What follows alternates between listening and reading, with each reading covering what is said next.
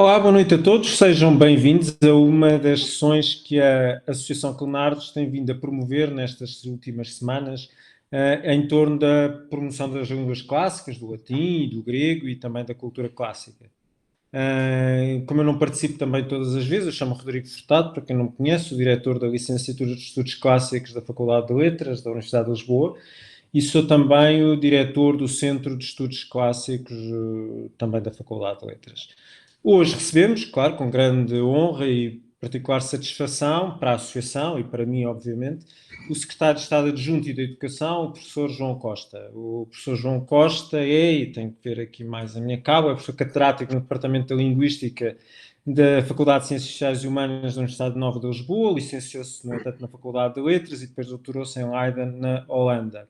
Foi presidente da Associação Portuguesa de Linguística, diretor da Faculdade de Ciências Sociais e Humanas, foi também presidente do Conselho Científico das Ciências Sociais e Humanidades da Fundação para a Ciência e Tecnologia e até novembro de 2015, que foi quando se tornou, creio, secretário de Estado da Educação ainda do anterior governo. Bem-vindo então, professor João Costa, em meu nome pessoal e, claro, da Associação Clenardes.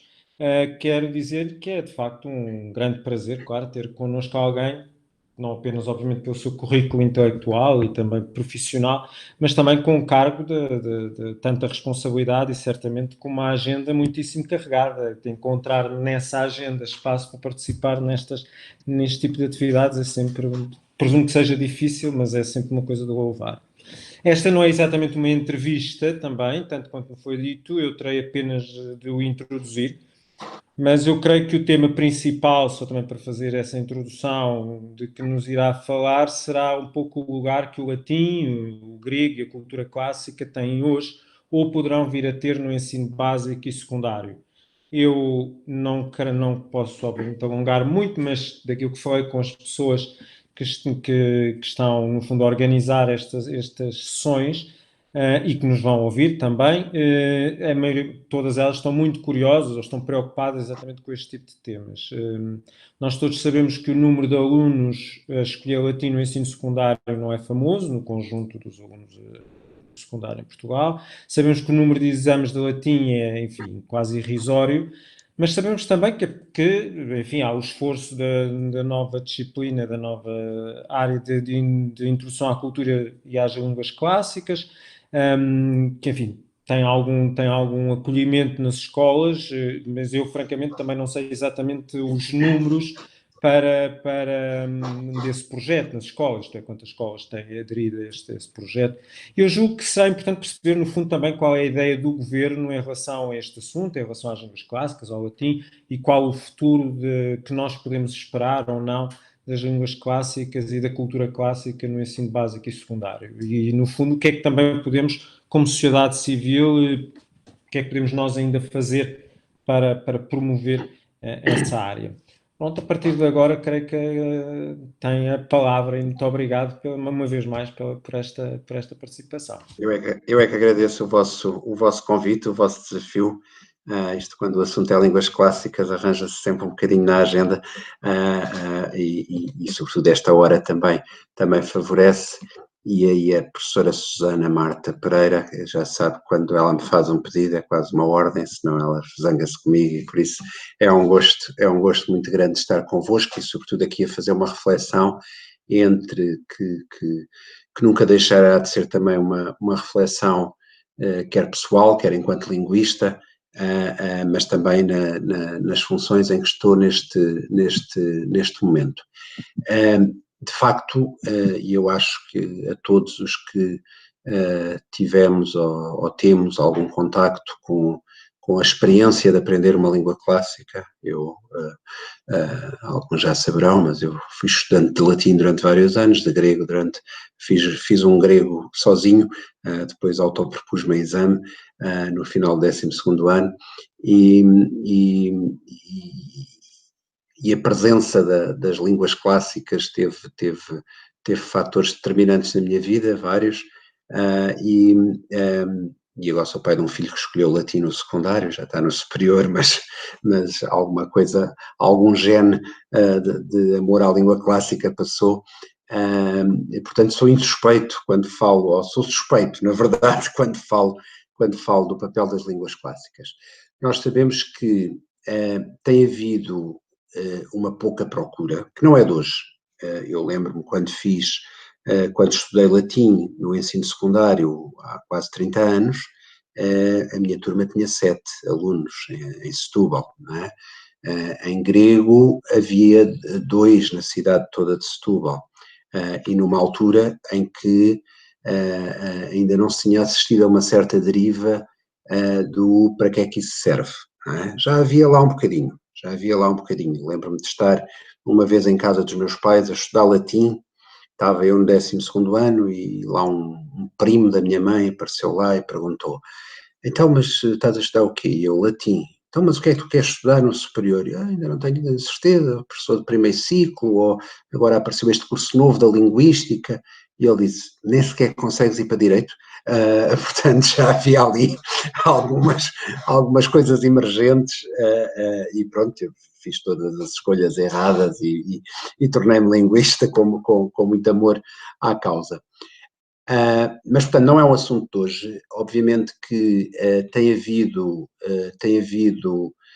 um esforço de manutenção destas ofertas, seja por nunca terem sido tiradas do currículo, portanto, estão lá sempre presentes, seja também por, em diversos momentos, e isso nunca se tem voltado atrás, termos quase um regime de exceção para as línguas clássicas, ou seja, são turmas que podem abrir com números mais baixos de alunos do que outras opções que há no currículo. Portanto, há aqui uma discriminação positiva.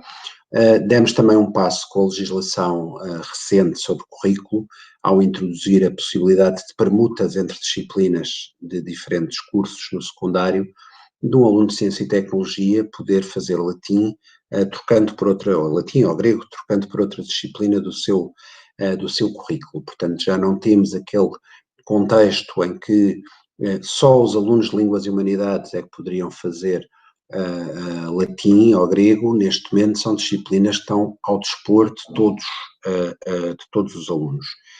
De igual modo, nos instrumentos que temos criado de autonomia e flexibilidade curricular, também as escolas, isso já acontecia em alguns projetos piloto, em algumas escolas que não estavam na rede pública, há a possibilidade de criar disciplinas novas, desde o primeiro ano, áreas novas, e uma dessas possibilidades é, obviamente, introduzir também ali as línguas clássicas, sejam de forma autónoma, seja através da criação, dou um exemplo de uma escola no Norte que criou uma disciplina que se chama Património Local, e no património local mobiliza a história e a geografia, eu lembro quando fui lá conhecer o projeto, disse sim, falta-vos aqui latim, porque ninguém estuda o património local do Norte, e todas as igrejas românicas e tudo, e depois não sabe ler umas quantas lápides ou umas coisas que apareçam pelo caminho. Portanto, este esforço está a ser feito, mas é um esforço, e na relação de trabalho que temos tido com as várias associações, é um esforço que tem de envolver muito também a sociedade civil, aqui entendida como associações como a Clean Arts, ou seja, isto por vezes há aqui um bocadinho pescadinha de rabo na boca, que é, não abre porque não há procura, e não há procura porque a possibilidade de abrir não é divulgada, não é? E, portanto, isto implica algum trabalho conjunto, que nós obviamente apoiamos sempre, de tornar a possibilidade mais visível e de fazer algum trabalho em cada escola, de dizer um bocadinho aquilo que se faz em diferentes frentes, às vezes entre cursos profissionais de natureza diferente, que é tentar mobilizar alunos para o interesse por estas disciplinas. Sempre que falamos das línguas clássicas, da cultura clássica, etc., eu acho também que o que ajuda e o que não ajuda à procura destas áreas disciplinares é, por vezes, o tentar encontrar razões que às vezes são falsas razões, são falsos motivos. E por isso eu, se calhar, centrava-me aqui um bocadinho nas não razões e nas razões, para eu querer estudar línguas clássicas, e vou ser propositadamente polémico numa outra questão, né?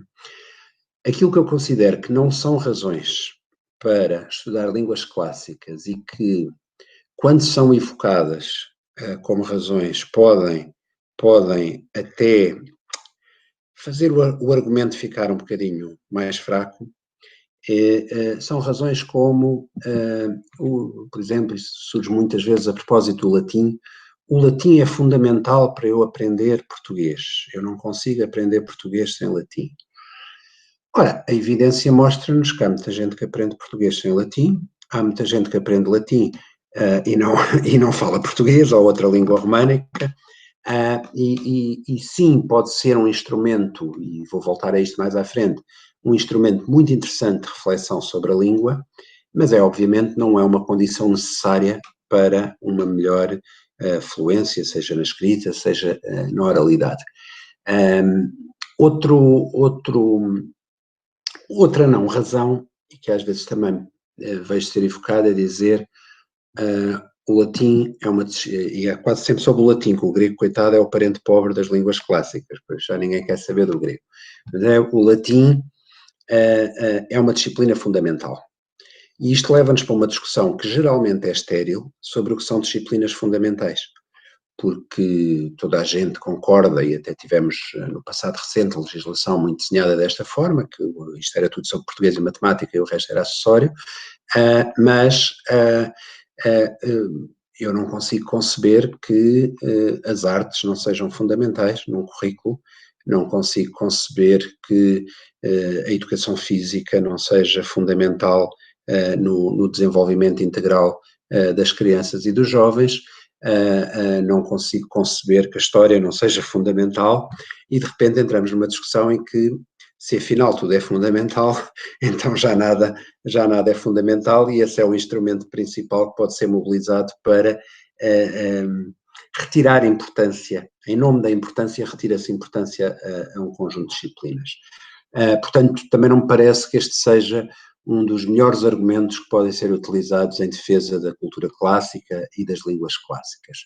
Depois outro que é muito, muito frequentemente utilizado, eu lembro-me disto quando era jovem, quando resolvi estudar latim, dizia-me assim: ai, que bom que estás a estudar latim, ou grego na altura, porque o latim estrutura o pensamento. Faz pensar, como é evidente, tal como a matemática faz pensar, tal como a filosofia. Acredito muito mais que uma boa filosofia e às vezes uma boa literatura, uma boa abordagem à literatura seja mais estruturante em termos de pensamento do que propriamente uma determinada língua, não é? Mais o trabalho que se faz em torno da aprendizagem das línguas clássicas, que requer grandes níveis de reflexão, de racionalidade, de análise, que se calhar na aprendizagem de outras línguas tradicionalmente, e às vezes com perda para uma boa fluência nas outras línguas, não é tão mobilizado. E depois há aquele clássico que é: o latim é a matemática das línguas.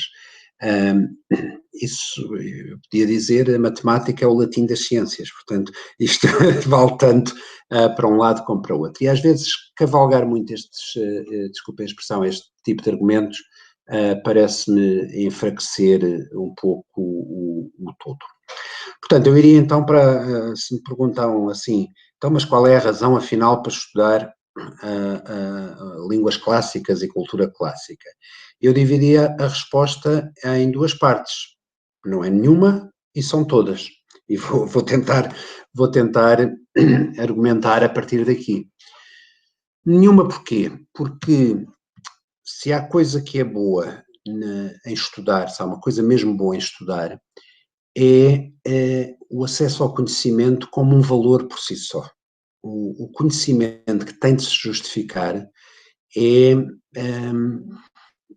um conhecimento que se menoriza e que se torna descartável. Eu dou muitas vezes este exemplo a propósito do ensino das artes. Tenho participado em várias conferências nessa área, e há sempre lá uma comunicação, um texto, uma coisa qualquer, que são coisas do tipo: os alunos que tocam violino têm muito melhores resultados a matemática. Eu nunca fui a uma conferência de matemática em que ouvisse uma coisa como: os alunos que fazem bem equações têm muito melhor desempenho a tocar violino. Ou seja, há aqui uma espécie de subserviência a outras áreas, e por isso a perspectiva utilitarista nunca é boa. É bom estudar cultura clássica e línguas clássicas porque é bom conhecer, porque o saber é um valor por si só. É o que nos permite desenvolvermos enquanto seres humanos. Porque a curiosidade é das coisas melhores que nós temos enquanto seres humanos para o desenvolvimento das sociedades. A ciência, a arte desenvolve-se porque há curiosos, porque há inquietos, e se nós entrarmos em dimensões utilitaristas da aprendizagem, lembro-me depois do meu doutoramento, dei aulas na Faculdade de Letras durante 1 ano e picos, e tinha um aluno muito engraçado, eu dava aulas de sintaxe e semântica do português, um aluno muito engraçado, mais velho, que já tinha entrado depois de outras fases da sua vida, e tinha ido para um curso de estudos portugueses porque era um apaixonado por poesia, e depois calha ao colo a sintaxe e semântica do português, comigo a usar um livro que se chamava Métodos Matemáticos em Linguística, e ele todos os dias suspirava no final e dizia: "Oh, professor, mas para que é que isto serve?" E eu era jovem e ia com as coisas da tradução automática, da inteligência artificial, do isto, do aquilo, daquilo outro, e ele olhava para mim de lado e dizia: "Pois, não é para que é que isto serve?" Até que houve um dia, pá, aí à quinta vez, que eu disse-lhe assim: "Então, e você serve para quê?" E ele ficou a olhar para mim e disse: "Já percebi. É que se nós começamos a perguntar uns aos outros para que é que tudo serve, podemos entrar num caminho um bocadinho perigoso, em que quer o ser humano, quer o conhecimento, não tem valor se não for para estar ao serviço de outra coisa qualquer." Isso é o meio caminho andado para a desumanização de todos nós. E por isso dizia eu, a curiosidade tem esta dimensão fantástica. Eu interesso-me por coisas, e ainda bem que há pessoas que não se interessam nada por aquilo que eu me interesso, e é assim que nos completamos, é assim que nos fazemos sociedade. Eu passei grande parte da vida a estudar a ordem das palavras em diferentes línguas do mundo, e a relação com a interação discursiva, com a morfologia verbal, etc.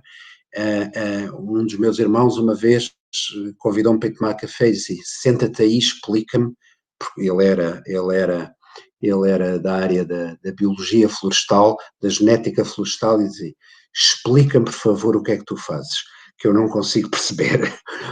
E lá conversámos um bocadinho. Ele deve ter continuado a pensar que era inútil o que eu fazia, mas consegui mostrar-lhe que havia algum interesse. E no fundo, como eu sou um chomskyano, daqueles que desenha árvores, etc., nós no fundo fazemos a mesma coisa, isto anda à volta de árvores. Portanto, eu não preciso, o que é que eu quero dizer com isto? Não há nenhuma razão para estudar línguas clássicas. Isto significa: eu não preciso de justificar nunca o meu interesse em estudar, seja o que for. Porque senão às tantas estamos só todos a estudar economias, coisas aplicadas, etc. E é sempre preciso lembrar, há um livro que eu gosto imenso que se chama The Beautiful Question, que é um livro que mostra como o grande conhecimento que temos hoje na ciência, na física, na microbiologia, etc., parte sempre de uma questão de alguém que se deslumbrou com algo que era bonito ou era intrigante e não conhecia. E se não tivesse havido filósofos que se interessavam na Grécia Antiga por coisas bizarras, hoje não teríamos a ciência como temos. É sempre bom lembrar, eu fazia sempre muita questão de lembrar os meus alunos que o que caracteriza um grande salto para o pensamento moderno em ciência é um poema chamado De Rerum Natura, que foi encontrado quase por acaso por um explorador de bibliotecas. Não é? e às vezes quando olhamos alguma tendência da relação com a ciência e com as humanidades em particular, pensamos que se calhar isto não teria acontecido se fosse hoje, e isso deve inquietar-nos. E passa então para todas as razões, não é? Já disse de nenhuma das razões, e todas são mesmo muitas, e podem ter, no fundo, quando pensamos nestas razões, são as razões que sustentam a curiosidade. Obviamente, quando trabalhamos cultura clássica, línguas clássicas, estamos a trabalhar história, estamos a trabalhar a nossa história, estamos a trabalhar a história de uma humanidade que tem presenças destas línguas, não só nas línguas que são suas filhas e netas e sobrinhas, mas também uma presença muito viva numa série de expressões, numa série de documentos, etc. E, como sabemos, a história serve para nos entendermos. A história serve para, quando estamos num contexto de pandemia como este, em que somos forçados a ter estas conversas à distância, percebermos que já houve outras e tentarmos não reproduzir os erros na gestão de outras, que é uma coisa em que o homem não é muito bom, geralmente tende a repetir erros. Eu lembro no meu estudo de línguas clássicas, e também foi interessante ver isso reproduzido no meu filho, teve uma professora extraordinária, a paixão pelo mito. Não é? O mito tem esta característica de nos trazer novos referentes, introduzir, percebermos uma série de questões que às vezes aparecem na obra que estamos a ler, cheia de intertexto com a mitologia. Das peças mais bonitas de teatro que vi nos últimos tempos, eu estou cheio de saudades de teatro, foi o Sísifo, pelo Gregório do Vivier, que faz A Porta dos Fundos, uma peça magnífica, que se não se conhecesse o mito, também não interpretávamos nada daquela peça. Depois há um lado, que é um lado que me é caro, pela minha formação e área de atuação, que é o lado gramatical do estudo das línguas clássicas. Quando estudamos línguas clássicas, desenvolvemos uma consciência muito profunda do lado formal da língua. E é muito interessante ver como, por vezes, isso tem estado arredado, quer do ensino das línguas maternas, do português, quer às vezes do ensino das línguas estrangeiras. E o que a aprendizagem do latim, do grego, nos traz muitas vezes é esta consciência do formalismo na língua, que nos torna, isso sim, mais aptos a pensar sobre a língua, a pensar a língua. E sabemos, isso está mais que estudado, que um bom domínio da consciência linguística é meio caminho andado, portanto não é o saber dizer de cor se isto é o complemento isto ou o complemento aquilo, dizer os nomes certinhos do superlativo, mas sim perceber que essa metalinguagem é apenas um instrumento para eu poder fazer aquilo que é mais poderoso, que é manipular a língua. Registros, formas de uso, contextos, etc., para me tornar muito mais proficiente. E por vezes a gramática é considerada uma coisa árida, mas é um instrumento fundamental para a proficiência linguística. Outra dimensão que eu acho que é muito interessante é nós, através do estudo de uma língua, isto vale para qualquer língua que não seja a nossa, mas neste caso particular, em que nós vemos línguas que tiveram uma influência grande sobre a nossa própria língua atualmente, nós tomamos consciência da naturalidade da diversidade linguística e da naturalidade da mudança linguística. Ou seja, ao estudarmos latim e grego, para muitos de nós foi o primeiro contacto com caso, com marcação casual, que é das coisas mais comuns nas línguas do mundo, até são poucas as que não têm marcação casual, aqui nas línguas europeias é que se calhar, mas se formos pela África fora para as línguas banto, o caso é a parte mais natural da coisa. Ouvimos falar de auristo ou de outros tempos verbais que existem muito claramente noutras línguas do mundo. Termos línguas como são as línguas esquimós, que são línguas sem determinantes, ou várias línguas da Amazónia, que são línguas sem determinantes, em particular os definidos. A diferença entre pronomes fortes e fracos, por exemplo, em português não existe tão vincadamente, houve uma perda de alguns desses pronomes, mas que basta irmos a Cabo Verde e estudarmos o crioulo cabo-verdiano e sabemos que é uma língua que tem pronomes fortes, fracos, clíticos, percebermos o que são sistemas vocálicos diferentes, vogais longas, vogais breves, que dominamos tão dificilmente quando falamos inglês, mas já lá estavam no latim.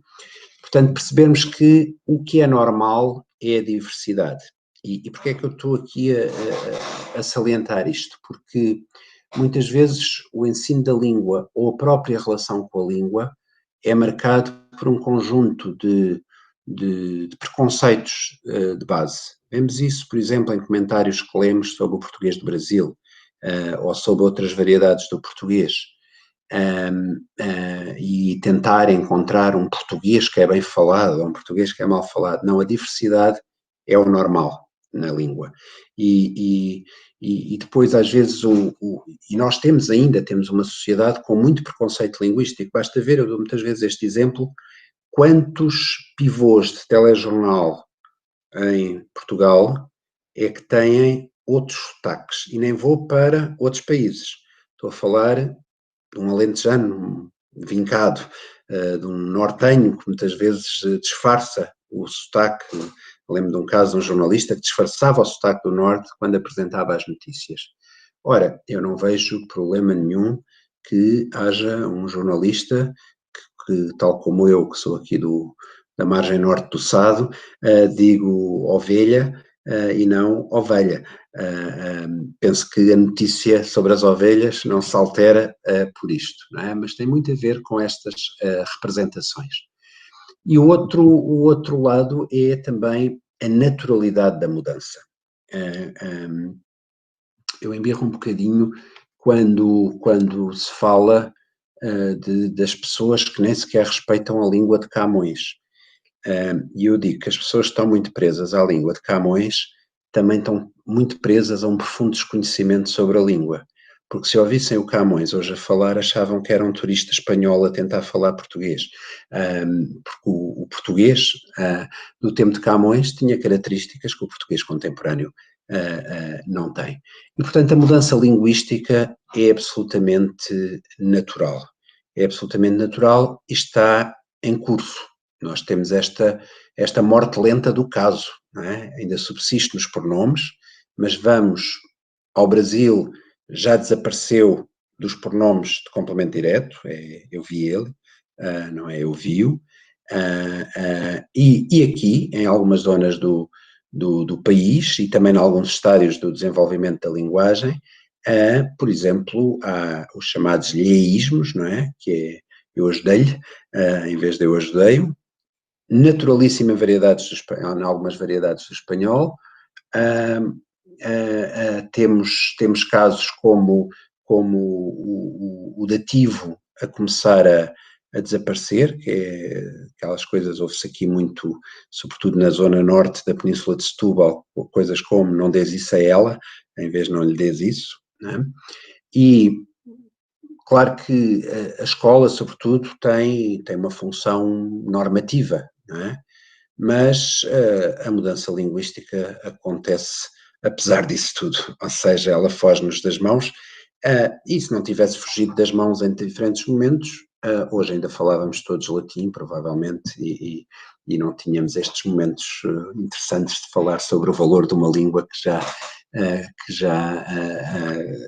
extinta enquanto língua ativa, não na sua presença, mas enquanto língua materna. E também há aqui uma consciência que é a consciência na diversidade linguística de entendermos que a extinção de línguas acontece. Nós sabemos que hoje perto de 80% das línguas do mundo estão em vias de extinção, porque há uma percentagem muito grande que tem menos de 100 falantes.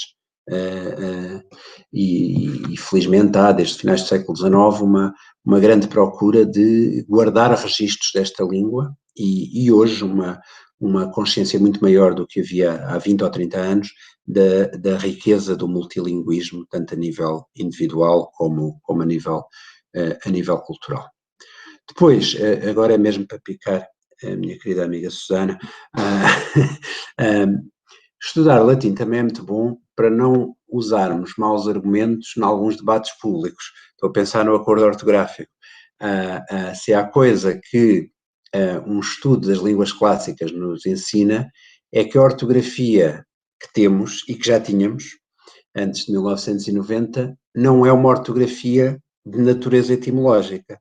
Se não tínhamos que escrever prática com C, tínhamos de usar vários Ys, etc. Portanto, nós temos uma ortografia mista e estamos mais conscientes disso quanto mais conhecemos estádios anteriores da nossa língua e estádios da língua que é a língua mãe.